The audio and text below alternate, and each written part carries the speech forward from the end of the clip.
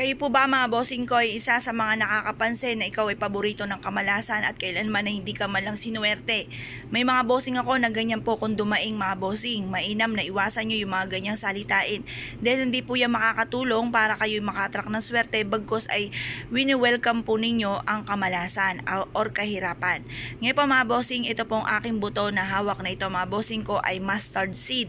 Ito po ay marami kang mabibilan ng ganito sa online mga bossing. Mustard seed po ito mga bossing at may mustard seed din po na powder. Ngayon pa mga bossing, kung wala kayong gantong mustard seed na pinaka-powerful na humatak ng swerte lalo na sa usapin ng pera at pantaboy ng kamalasan, pwede pong gamitin ninyo ay iba't ibang klase ng beans or kaya pwede nyo rin pong gamitin ay yung ati pong munggo or balatong po natin. Pwede po ang kulay green or pwede rin po ang dilaw. Kasi ang green for money, ang dilaw for abundance. Ang gawin nyo lamang po ay ganito.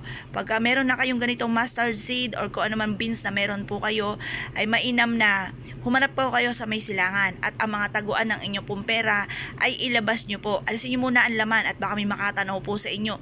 Ang kailangan lamang po ay ma-energize po natin yan at kayo po ay makaklaim po ng swerte sa liwanag ng araw sa umaga ng 6:30 or kaya alas 7 matatapos ang ating pampaswerte hanggang alas 8 lang po ng umaga.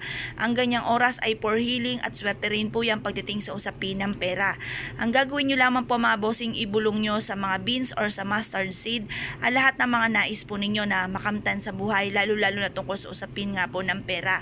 At pagkatapos po nito, ibudbud nyo ito sa taguan ng inyo pong pera, sa inyo pong bag, sa inyo pong pitaka or wallet, or sa inyo pong kahadihero or kaya po sa lagayan po sa may cashier kung meron kayong negosyo. Basta sa lagayan po ng pera, ilagay nyo po ito. Swerte po ito mga bossing.